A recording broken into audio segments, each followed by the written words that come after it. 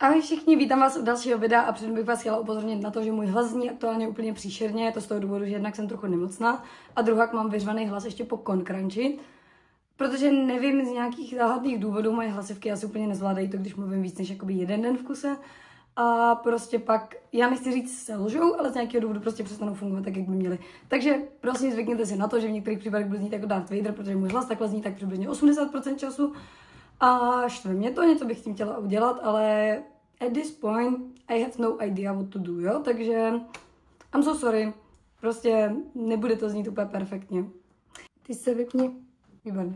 No anyway, mám dlouhodobě trošku problém s hlasem a je to jedna z mých insecurities, takže bych byla ráda, kdybyste mi do komentářů napsali, že zním hrozně, já vím, že zním hrozně, já se bohužel slyším, kdybych se neslyšela, tak by to bylo super, ale at this point bych se radši neslyšela, no, takže tak.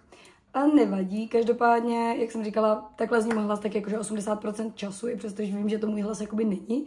Mě docela bolí mluvit v ten moment, jo. A to je taky jeden z důvodů, proč mě dělá někdy problém natáčet videa v momentě, kdy jakoby nemám ten hlas úplně fresh. A vzhledem k tomu, že já se v práci bavím s hodně lidma, tak ten hlas je vyčerpávaný, je namáhaný, je tam hluk a všechno. Tudíž pokud mám prostě hodně směn, který mám, protože prostě potřebuju peníze, proto potřebuju zaplatit nájem, potřebuju něco žrát a td. Dej bože ještě dělat cosplay. A takže je to někdy trošku takové jako lehce náročné. No anyway, nechala jsem si udělat nové vlasy, doufám, že je oceňujete.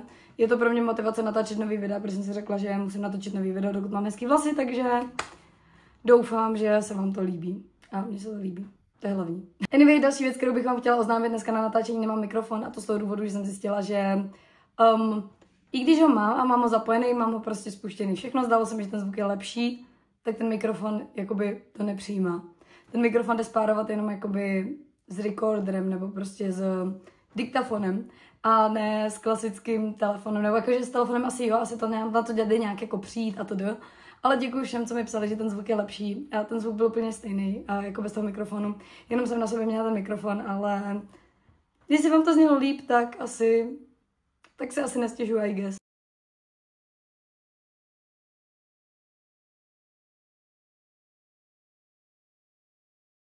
No anyway, konečně se dostáváme k tématu videa, asi tak po minutě mého jepingu o úplně jiných věcech. A tématem dnešního videa je Concrunch 2025. Kdybyste nevěděli, tak Concrunch je pražský festival popkultury, který se zaměřuje primárně na cosplay. A jako řekla bych, že je v něčem trošku podobný těm klasickým konům. Můžete znát třeba Adweek nebo Akikon, co se v Česku konají, případně náš největší Animefest, který je v Brně, ale je na něm něco malinko jinačího. Já jsem letos na Concrunchi byla poprvé a celkově to byl druhý ročník a vlastně loni se konal na jiném místě, teď se to místo měnilo, to místo bylo v kongresovém centru na Vyšehradě a postupně vám tak nějak pojepuju o různých věcech, o různých aspektech toho festivalu, co se mi na tom líbilo, co se mi na tom nelíbilo, abyste si mohli tak nějak vytvořit svůj vlastní obrázek, jestli tam třeba příští rok jet, nebo jestli to pásnete, nebo prostě obecně. Pár lidí mi psalo, jaký to bylo, tak jsem si říkala, let's go, uděláme z toho video. Aspoň máte co poslouchat, až budete uklízet. Začala bych tím, že já jsem byla na Concrunch pozvaná. Nejela jsem tam teda jakože, no jela jsem tam dobrovolně, nejela jsem tam jakoby z vlastní vůle, že bych si řekla, jo, jedem na ten pražský festival, protože já jsem za poslední dobu, za poslední jakoby rok až 2 roky jsem v podstatě na žádném pražském konu nebyla, když nepočítám jeden Akikon. A to je jednak z časových důvodů, druhak z finančních důvodů, protože ono ježdění na festivale vychází na docela dost peněz. Já vám to někdy zkusím třeba o tom natočit nějaký video, jaký to je jet jako cosplayer na festival, protože myslím, že dost lidí se to neumí úplně 2krát představit. Aha. Takže jakoby z toho důvodu jsem nejezdila, nebo to byl jeden z důvodů, proč jsem na ty jakoby pražský kony tolik nejezdila.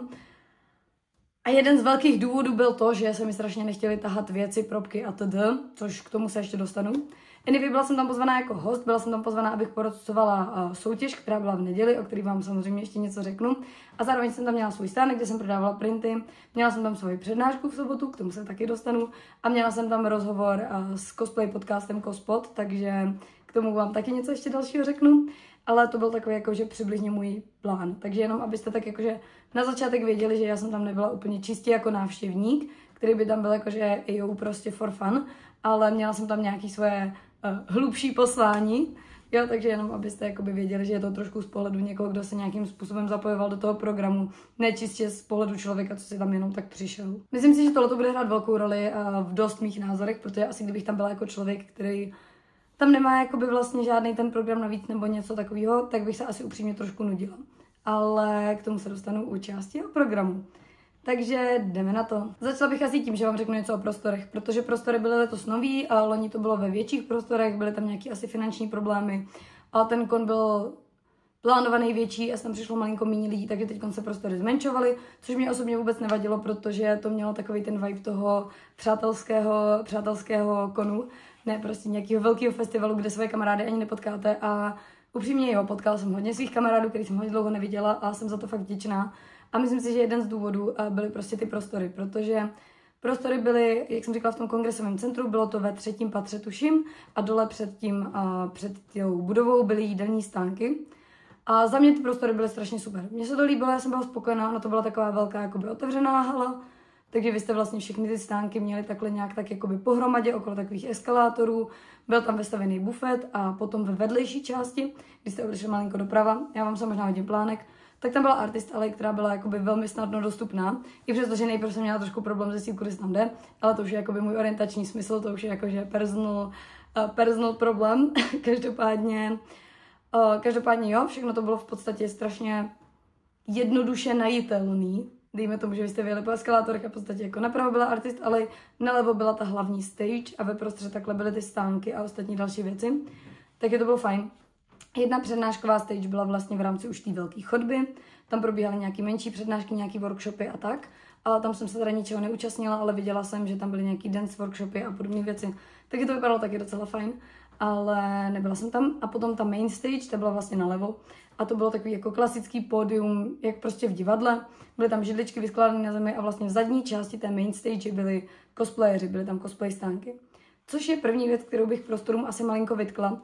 To, že my jsme jakožto cosplayeři byli hnedka u main stage. Což na jednu stranu bylo super, protože my jsme viděli velkou část programu, kterou bych normálně sama o sobě neviděla. Jakože, neříkám, že přednáška o Vovku není zajímavá, ale vzhledem k tomu, že Vovko nehraju a absolutně nevím, o co tam jde, tak prostě bych na ní asi nešla, takhle jsem ji viděla, protože jsem tam měla svůj stánek.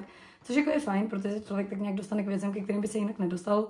Nemyslím teď jako, že Vovko, ale spíš jakoby přednášky, na který by se jinak nedostal, protože by mu to buď to časově nevyšlo, nebo na ně zapomněl v mém případě, nebo prostě dělal 1000 milionů jiných věcí, než šel na tu přednášku, kterou měl v plánu, takže jo, za tohle jsem jakoby ráda. Na druhou stranu byl to trošku problém v momentě, kdy probíhala soutěž, nebo když probíhalo něco většího, protože v podstatě na tom vašem stánku byl neustále ruch. Představte si, prostě 20 metrů před váma je pódium, kde se prostě mluví, kde někdo něco říká, něco vykládá a teď tam máte ten stánek. A vy se chcete s těma lidma, co na ten stánek chodí, prostě bavit, protože já vás ráda potkávám, ráda se s váma vidím, jako pro spoustu z vás je jediná, no doufám, že pro většinu z vás je jediná možnost mě potkat na konu, na stánku. Takže chápu, že prostě když za mnou někdo přijde, nebo když za mnou přijdou kámoši, nebo prostě někdo, že chtějí se mnou na tom stánku pokecat. No a v momentě, když tam prostě běží nějaká přednáška, tak já si připadám strašně. Nebo připadala jsem si někdy buď to, že strašně ruším tu přednášku, zároveň, že nevěnuju všechnu pozornost tomu člověku, který si se mnou povídá a tak, což bylo trošku takový jako nepříjemný. Tak jako má to svoje plusy, má to svoje mínusy, každopádně asi bych příště radši byla jakoby někde trošku jinde, než vyloženě tam v té main stage.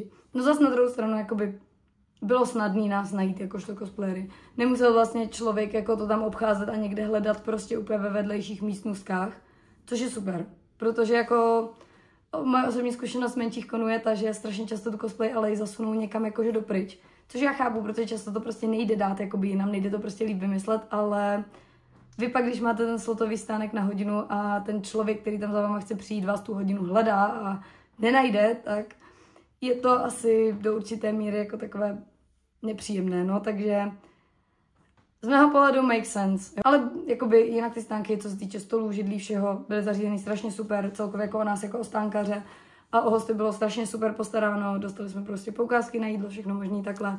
Takže to si jako nemůžu stěžovat, prostě kdykoliv jsme něco potřebovali, tak nám bylo prostě odpovězeno velmi rychle a ta komunikace byla super, takže já si toho vážím, já jsem jakoby za tohle strašně ráda a celkově jsem strašně ráda za možnost jakoby být někde jako host a být někde jako porotce, protože prostě není to úplně obvyklá věc pro mě, jo, jakože já nekospluju ještě tak dlouho a ještě jsem jako nikde takhle nebyla, takže to bylo poprvé, což taky do určitý míry prostě ovlivňuje moje názory, protože to nemám s čím úplně srovnat, taky to se snažím hodnotit tak nějak jako overall, jak mi to přijde, ale samozřejmě někdo, kdo už hostoval někde prostě 10krát a porocoval 5 soutěží, tak vám to asi řekne možná jinak. Já zkusím zapnout ring light, který nemám zapojený. Jupi. Tak doufám, že nebudu vypadat jako totální imbecil. protože většinou s tím světlem vypadám úplně příšerně. Omlouvám se za změnu světla, ale vzhledem k tomu, že se mi venku setmělo a trošku jsem doufala, že se nesetmí tak rychle, tak jsem musela použít ring light a jakože je to nějaký úplně brutální shitty ring light.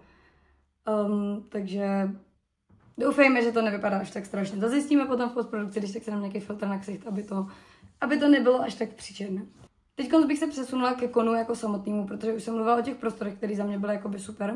Ale co se týče konu, co se týče jakoby té náplně toho obsahu a těch věcí, tak za mě, na to, že to byl jakoby malý kon, na to, že to nebyl prostě Anime Fest, nepředstavujte si to jako Anime Fest, mělo to blíž podle mě spíš jakoby k Advíku nebo k Akikonu. Já nevím upřímně, jaká byla přesně návštěvnost, určitě se to dá někde dohledat, ale na to, že to byl malý kon, tak tam měl podle mě fakt zajímavý program. Jako líbily se mi ty přednášky, líbily se mi workshopy, byla tam moje přednáška, možná někde bude záznam. A byla to moje první zkušenost s přednáškováním, takže já jsem z toho byla úplně... Nejprve jsem z toho byla brutálně vystreslá, pak jsem z toho byla taková jako, že no jolo, prostě něco tam řeknu. A ve finále to bylo úplně v pohodě. Já jsem jako čekala, že tam přijdou tak 3 lidi. Ono tam na začátku seděli asi 3 lidi. Takže jsem byla, že OK, ale to v pohodě. Tamhle v pozadí je Usagi, takže budu dělat, že mluvím na ní, protože ji prostě tam vidím a je to moje kamoška, takže budu předstírat, že to říkám jí. Ale oni tam pak ty lidi postupně přišli, takže pokud jste tam byli, tak jsem vám moc vděčná, děkuji vám za to. A jsem ráda, že jsem prostě mohla přednášet před lidma, protože neříkám, že jsem do toho dala milion času, ale přece napsala jsem asi 5 stran čistého textu prostě k té přednášce. A nějak jsem si to připravovala, dělala jsem nějaký research, dělala jsem nějaké svoje osobní zhodnocení, jakoby mých názorů na tohleto, který mi teda jako mě osobně fakt mega pomohlo, takže já jsem za to ráda. I kdyby to měl být jediný benefit z celé té přednášky, to, že jsem si jakoby sama v sobě našla to, co mě vlastně žene dopředu, tak jakoby jo. A pokud nevíte, já jsem měla přednášku na motivaci a disciplínu v cosplayi. A možná bych na něco takového natočila video, nebo bych vám zkusila tu přednášku převyprávět takhle na kameru, protože přišlo mi to zajímavý, přišlo mi to fajn a myslím si, že jsem se upřímně dobrala i nějakým jakože smysluplným výsledkům, že to nebylo jenom takový jakože motivujte se, rozdělte si práci postupně, napište svým fanouškům, ať vás motivují. Prostě I don't know, man. A neznělo to jako video od Markuse Revolty, jakože prostě you know what I mean. Ale myslím si, že jsem tam ve finále vyťukla nějaký docela dobrý pointy. A aspoň minimálně pár lidí mi to říkalo po té přednášce, takže doufám, že to dávalo smysl. A doufám, že pokud jste tam byli, tak jste to užili. Když tak můžete mi dát vědět do komentářů, jestli byste nějakou takovou přednášku, respektive video na tohleto téma někdy chtěli vytvořit i tady na tomhle kanálu. A budu vám vděčná za váš názor. Takže to byla jedna část programu, která byla zařízená fakt super, prostě byla tam celé místo, které dělalo prostě zvuk a elektroniku, takže jsem tam prostě přišla, vysvětlila, jak funguje mikrofon, jak funguje prezentace, bla, bla, bla. Všechno to bylo krásně na čas, jenom jsem vyšla na stage, řekla jsem si přednášku, odešla jsem ze stage, dali nám tam pitíčka, nějaký občerstvení, ty věci, takže to bylo strašně super. A bylo to fajn, protože tím, že to šlo prostě normálně podle času všechno a tak člověk nebyl v takovém stresu, že prostě měla jsem přednášku v jednu. Já jako chápu, že prostě na festivalech se běžně zpozdí program, já tomu rozumím. Nemám vlastně proti tomu jako nic, mě by asi nevadilo mít tu přednášku jako ve 13:10, jenom prostě mi přišlo fajn, že se to stíhalo a jako myslím si, že stojí za to nějakým způsobem jako ocenit, protože chápu, že z hlediska nějaký organizace a těch věcí to jako muselo být taky náročný, takže jako za mě v tom pro mě jako pro přednášejícího člověka to byl plus. Stejně tak jako v pátek jsem byla součástí Cospod naživo, což je podcast s cosplayery. A já jsem strašně ráda, že jsem tam mohla jít, jakože mega ráda. A upřímně předtím mi to tak nepřipadalo, jako to jsem byla ráda, že mám možnost a byla jsem jako OK, to zní fajn, prostě půjdu, tady udělám nějaký rozhovor, nějak to dopadne. Ale teď jakoby zpětně, když na to koukám, já tím, že oni se mě ptali prostě přímo na nějaké otázky, na nic, co jsem si předem připravila, tak mám pocit, že jsem prostě dávala mega genuine odpovědi a když na tím zpětně přemýšlela, já jsem řekla strašně moc věcí, které nevím, jestli bych nikdy jen tak jakože řekla, prostě, že bych si teď sedla a řekla, tak teď bych chtěla poděkovat tady tomu a tohle se stalo a tohle se nestalo, že prostě ten podcast mi dal nějaké jako možnosti říct prostě spoustu věcí, co jsem říct chtěla a pokud jste tam byli, tak víte, jako o který věci jde a já jsem jakoby jsem za to strašně ráda, za tu možnost a bylo to fajn. Zjistila jsem jako, že fakt mě nedělá problém mluvit před větším množstvím lidí do mikrofonu, protože já se nějak od nich prostě odpoutám. A já mám vlastně ten moment úplně stejný pocit, jako když mluvím teď tady na tu kameru. Že jakoby mluvím, něco říkám, OK, pak si jdu prostě sednout a říkám si, jo, trošku se mi jako klepou ruce, trošku se mi klepou kolena a tak, ale vlastně celou tu dobu je to úplně v pohodě, což je strašně fajn a mě to strašně baví, jako mě strašně baví mluvit jako veřejně. Mluvit před lidma a tak, no, takže Doufám, že se v tom budu moc do budoucna nějak zlepšovat a nějak trošku angažovat víc. Co se týče cosplay soutěže, tak na Concrunchi byly 2 cosplay soutěže. Jedno byla ta hlavní cosplay soutěž, kde šlo vlastně o výrobu kostýmu, o co nejlepší scénku a tak, ale jakoby primárně to byla jakoby soutěž týkající se ne roleplay, ale spíš toho kostýmu, i protože tam na klasicky byla scénka a takhle. Bylo tu soutěž, já jsem vlastně neporodcovala, tam byli jiní porodci, ale koukala jsem na tu cosplay soutěž, bylo tam strašně moc šikovných lidí a jsem upřímně strašně ráda za tyhle ty cosplay soutěže na menších festivalech, protože pro mě osobně, když jsem začala soutěžit, tak třeba Akikon byl úplně top strop, nejvíc favorite soutěž ze všech, protože to mělo prostě takový ten příjemný vibe. Věděla jsem, že v publiku sedí moji kamarádi, věděla jsem prostě, že jo, konečně tady můžu vystupovat na stage. Zároveň to byla furt menší stage, furt menší kon, prostě měla jsem to takový jakoby strašně friendly pocit a tak.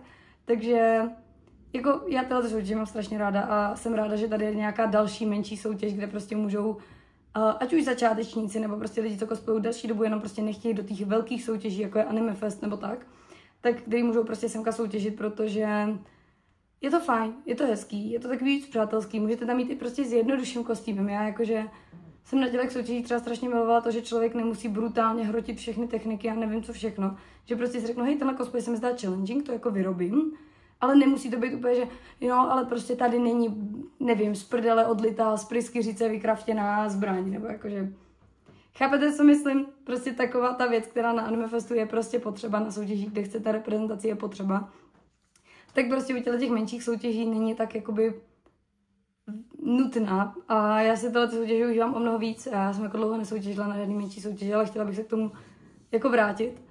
A je to prostě fajn, je to takový jako milý, nenáročný, většinou jakoby ty lidi v tom zákulisí se jako baví. Já jsem si takhle našla spoustu cosplay kamarádů skrz tyhle menší cosplay soutěže. Lidi jsou většinou méně nervózní než prostě na těch velkých soutěžích a je to fajn. A i to jakoby vypadalo prostě, co já jsem koukala na ty vystoupení jednotlivých lidí, vypadalo to super. Vypadaly ty cosplaye strašně super, gratuluju vítězům, myslím, že to bylo mega zasloužený. A užila jsem si to, po dlouhé době jsem si užila koukání na cosplay soutěže, ve kterých jsem nesoutěžila, takže jako za mě super. Nevím, jaký to bylo teda jako z hlediska organizace, jak vám to vycházelo časově, to vůbec jako nedokážu posoudit, každopádně z pohledu diváka to bylo jako bezproblematický, takže asi tak. V neděli se potom konala roleplay soutěž, kterou jsem teda už porocovala já, společně s Kuromarem a s... Jako ráda bych působila, že nejsem totální ignorant a já nejsem totální ignorant, já mám jenom strašně špatnou paměť na jména cosplayerů. Každopádně byla to velmi milá slečna ze Slovenska a já vám tady hodím kredit na její Instagram, protože jsem stupidní, takže jakoby I'm sorry. No každopádně takhle ve 3 jsme to porocovali a byla to roleplay soutěž a byla to jako poprvé, co jsem porocovala soutěž, takže já jsem byla jako z toho nadšená, že prostě můžu, protože já jsem vždycky na straně těch soutěžících a teď poprvé jsem tam prostě stála jako porodce, nebo seděla pak stála jako porodce a bylo to strašně zvláštní, protože já naprosto filuju ty lidi, kteří tam přijdou rozklepaný a prostě snaží se v těch 2 minutách vysvětlit, jak co vyráběli, kde prostě se jim co povedlo, nepovedlo, dávají ten progress book a tyhle ty věci. A najednou já jsem ten člověk, co přijímá ten progress book a ten člověk, který za nima přijde a řekne a ukážete mi tu sukni ze spoda, jestli tam je prostě to dobře zapošitý a máte tam počívku a prostě nevím co a bylo to úplně, já jsem se připadala úplně nepatřičně, úplně jsem si říkala, hej kámo, co to dělám, sem prostě nepatřím a jako tak, ale nakonec to bylo v pohodě. A no hlavně teda ta soutěž byla jakoby 20% kostým, 80% scénka, takže pro mě to bylo takový jakože, jo, prostě zhodnotím ten cosplay, fajn, v pohodě a teď prostě mám hodnotit scénku.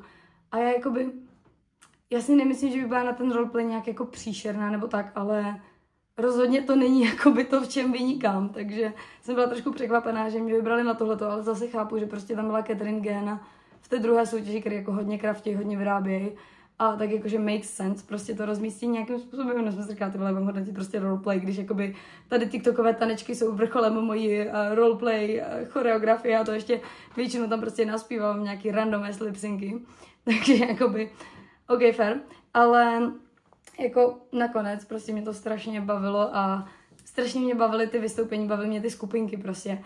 Ale bylo těžké se teda rozhodnout, kdo jako vyhraje, to bylo těžko hodnotitelný, protože prostě tam člověk má nějaký tabulky, nějaký kritéria, prostě zaškrtává, co kam komu prostě dát a tak. Ale když vy máte prostě tolik lidí, kteří jsou strašně vtipní, kteří jsou strašně dobrý, prostě ty scénky jsou záživný a člověk hlavně vidí, že ty lidi do toho dávají prostě nějakou svoji passion, že to není jakoby, že to není jenom tak jako projdu se po pódiu, ukážu vám ten cosplay, ale fakt jako prostě se snaží působit, tak ty postavy mají to prostě nacvičený a fakt je vidět, že prostě jako z plného srdce se snaží působit jako ta daná postava. A je to strašně hezký, je to strašně super. Já jakoby mega obdivuju lidi, kteří dokážou takhle dobře jakoby roleplayovat, protože já vím, že já sama jakoby u konkrétních postav asi jo. Prostě jsou postavy, které mám ráda, které mi přijdou zajímavý, do kterých prostě to taky umím vložit, ale overall ten můj skill v tomhle prostě není až tak jakoby dobrý, takže mega cením prostě lidi, co to zvládají a doufám, že nás vítězná skupinka bude reprezentovat v Bulharsku. Myslím, že to v Bulharsku jakože dobře a věřím tomu, protože jste to měli strašně fajn. Jako určitě bych to chtěla zkusit někdy znova, určitě bych chtěla porocovat, mega mě to láká, je to úplně takový, je to zase prostě člověk se na ty cosplay soutěže podívá z jiného směru, jiným způsobem. A za mě je to jako strašně fajn, ale jako náročný, náročný fakt. No to možná bylo jako tím, jak jsem byla poprvé, že jsem prostě nevěděla, co mám očekávat a tak, ale zajímavá zkušenost a jsem za ní vděčná, takže děkuju Concrunchy, že jsem mohla být součástí a mohla být jedních z porodců, protože bylo to fajn, takže tak. Fotokoutky byla další taková lehce kontroverzní věc, nebo kontroverzní. Z mýho pohledu vůbec kontroverzní nebyly, ale jak jsem se pak později všimla na Instagramu, tak nějaký lidi s tím jako trošku měli problém. A vezmeme si to asi jakoby po pořádku. Na klasických konech dřív býval jeden fotokoutek, kde bylo jedno plátno. Na nějakých víc fancy konech byly třeba 2 fotokoutky, že tam bylo černý a bílý plátno, nebo plátno s nápisem toho konu, nebo prostě whatever. A vyfotil vás tam nějaký ujo s foťákem, který buď to tam dobrovolničil jako ork, nebo to byl teda jakože fotograf, takže řekl, nebo jako on to většinou byl někdo, kdo měl nějaký skills, jo, ale jakoby prostě ten vás tam cvaknul a potom z té po konu někdo dal prostě odkaz na rajče nebo prostě někde, kde jste našli všechny ty fotky z toho konu. Což bylo fajn, má to takový nostalgický vibe prostě maturitních plesů na střední, ale na druhou stranu prostě, když máte nějaký specifický cosplay, vyfotíte před černým plátnem fair, jakoby většinou to taky neutrální, ale nezískáte tam žádný speciální fotky. A mám pocit, že to začalo na Anime Festu. Podle mě to začalo na Anime Festu 3 roky zpátky, nechci kecat, ale na Anime Festu bývají stánky od Creative Photo Studio a bývají fakt dobrý. Bývají jakože mega vytuněný prostě, jsou tam jako různě tematicky, nějaká idol stage tam byla, potom tam byla taková roztomilá stage, potom tam byla prostě stage jakože gotická, pak nějaká cyberpunková, už si to upřímně nepamatuju přesně, ale takové takové tematické stánky, kde ale nebyl fotograf, vždycky se tam prostě přišli, někdo vás vyfotil, buď to jako prostě nějaký kámoš, nebo jste si najmuli fotografa, whatever, ale jakoby dalo se tam prostě takhle fotit, což bylo super, protože když máte nějaký tematický cosplay a buď to nemáte k dispozici nějaký ateliér, respektive třeba jakoby gotický ateliér většinou nenajdete, že jo, takže budete muset jít fotit někam ven a tedy. A tady na tom Anime Festu byla možnost vlastně i pro jakoby menší cosplayery, kteří si nemůžou finančně dovolit prostě si pronajímat ateliér nebo pronajímat nějaký místo, si tam vlastně nafotit tematický cosplay, což je super. A jakoby mám pocit, že je to vymoženost jako konů v posledních třeba 3 letech, jo. Jakože dřív to nebylo, minimálně v Česku ne. No a na Concrunchy byly taky stánky, které nebyly od toho stejného tvůrce a teď si nejsem jistá, kdo je tam tvořil. Ty stánky byly jako za mě v pohodě, I guess. Já jsem jako mě se tam nic zrovna nehodilo fotit, takže jsem je nějak extrémně jako nezkoumala.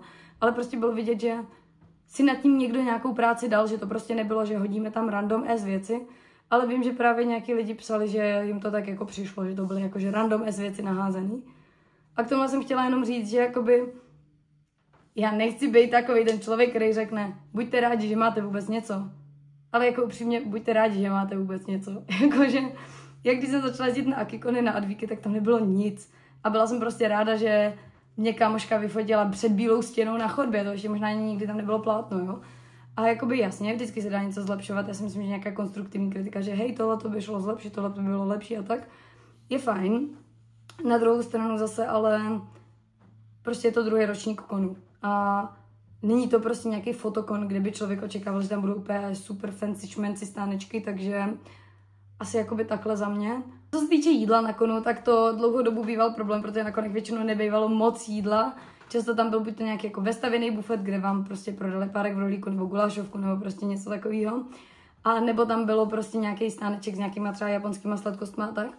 Ale poslední dobu na konech, nebo minimálně na Anime Festu je ta food section úplně úžasná, tam je to jako miliony. Ale tady právě byly nějaký stánky dole, bylo tam několik stánků s jídlem, byly tam tuším nějaký těstoviny, nějaký knedlíčky, pak tam bylo nějaký asijský jídlo, korejský jídlo tam bylo vyloženě A tak, co se pamatuju? A já jsem to teda neochutnala jsem nic z toho, takže nevím, nemůžu zhodnotit, ale přišlo mi fajn, že tam byly takové tematické věci a že tam bylo jakoby prostě možnost si vybrat. Že to nebylo jako, že tady máš smažák s hranolkama a čau, ale že tam prostě byly tyhle ty různé jakože i alternativnější věci, což za mě je strašně super a myslím si, že nejen pro lidi s nějakýma intolerancema a tak, který se prostě ten smažák často nedají, tak i pro lidi, kteří se na tom konu chtějí najíst jako v rámci možností prostě nějak kvalitně a nechtějí odjíždět z toho konu prostě do restaurace nebo si objednávat nějaký jídlo, tak si myslím, že tohle bylo fajn, takže jakoby to cením, ale příště bych tam dala víc stánků z bubble tea, jakože minimálně 3 třeba, ne to ne, ale ono tam někdy bylo bubble tea, já jsem za celou dobu nenašla, jo, ale to bych docela ocenila, nějaký bubble teačko nebo nějaký takovýhle jakože sladší pití. A tyhle věci jsou taky fajn pro nás lidi, co na konu většinou jako se nestihnou nažrat, tak jakoby bubble tea je docela lifesaver a pak třeba motiko, moči zmrzlina a tyhle ty věci, ty jsou taky fajn. Že to jsou taky jako víc prostě snackový věci, než že úplně jídlo. Mě bude zvonit za chvíli budík, já se jdu pro pořešky. Abych vám hodila nějaký shrnutí nakonec. Concrunch byl menší festival v Praze, který podle mě má do budoucna fakt potenciál jako být dobrý, protože je vidět, že se snaží být malinko jiný, snaží se už v podstatě od začátku tam dost věcí jako zavádět nových, což třeba některé kony měly dlouho problém, že zůstávaly hodně stejný. Když to tady jakoby, sice měli nějaký problémy s prostorama, měli asi nějaký problémy s nějakými dalšíma věcma, ale i přesto byl druhý ročník a za mě ten druhý ročník byl fakt povedený. Nevidím do organizace, nevidím do peněz, nemůžu vám prostě říct, že hej jo, vyšlo to, super, bude další, ale z mýho pohledu jako návštěvníka mám docela chuť jet na další Concrunch. Samozřejmě uvidím, jak mu budu jakoby časově, finančně, jestli se mi bude chtít, jestli prostě tohle všechno vyjde, nevyjde, ale jako zanechalo to na mě takový dojem, že jo, prostě jela bych příště znova. Byly to fajn prostory, mně se líbily, je možný, že příští rok budou nějaký jiný, ale tyhle byly fajn. Bylo to hezky zařízený, o hosty tam bylo hezky postaráno, o nás jako hosty a o porodce prostě bylo postaráno hezky. Komunikace s nimi byla v pohodě, cosplay soutěž proběhla v pohodě. Za mě jako celkově prostě ten vibe byl super, ale na jednu stranu ten vibe strašně dělají lidi. Takže vy pokud jste na konu s nějakýma lidma, který máte rádi, se kterými se bavíte, se kterými se kamarádíte, ten kon bude vždycky dobrý. Ten kon vás prostě bude bavit, protože jste tam s lidma, který vás baví. Pokud budete na konu prostě sami, tak ten kon může být sebelepší a minimálně z mýho pohledu já si ho prostě neužiju. Já jako v momentě, kdy jsem na konu s lidma, se kterými se necítím dobře, nebo tam prostě jsem sama, nebo tak nehledě na to, jak dobrý je program, tak prostě většinou chci domů, jo, takže jako dělá to hodně, dělá to fakt dost a já jsem strašně ráda, že jsem nakonec jela s kámoškou, že jsme byli s nimi i na ubytování a tak, protože celkově jsem znova jako nabila takovej ten konovej vibe, který jsem strašně dlouho neměla, protože Anime Fest pro mě byl poslední 3 roky v podstatě jenom hrotění cosplay soutěže a těšení se na to, že si v pondělí po Anime Festu odpočinu a pak mi začnou zkoušky, ale to bylo takový jako hezký, příjemný, že prostě mohla jsem se vyčilovat, mohla jsem se odpočinout, jsem sice unavená, ale jako bylo to fakt přátelský. A když říkám přátelský, tak to nemyslím takovým způsobem, že když o něčem nevíte, co máte říct, tak řeknete, že to bylo přátelské a milé. Ono to opravdu bylo přátelské a milé. A tak jakože, kdyby se mě někdo ptal, jestli bych jim Concrunch doporučila, tak bych jim asi doporučila. Pokud nehledáte fakt velký kon, kde bude prostě milion merče, nehledě na to, že toho merče tam bylo dost, jako primárně figurky, ale bylo tam za mě jakoby velký výběr a byly tam hezký figurky. Ale prostě pokud nechcete jako Comic-Con nebo nechcete prostě nějaký gigantický kon s milionem lidí, tak je to za mě jako super volba. Já si myslím, že pokud bude další roční Concrunche, tak už tam bude víc lidí a už se to dostane víc mezi lidi. A ráda bych k tomu i přispěla, protože jako za mě je ten kon v pohodě, takže doufám, že se vám nějaký zhodnocení tohohle konu líbilo a ráda bych do budoucna natáčela víc takových videí, kde vám prostě řeknu nějaký svůj názor na něco, ale známe se, jak to mám s časem a s pocitem sama sebe a s mluvením na kameru, takže pokusím se to zlepšit, pokusím se vám natáčet víc videí a takže se zatím mějte krásně, děkuji vám, že jste to dokoukali do konce a mám vás ráda. Jupí, pa pa.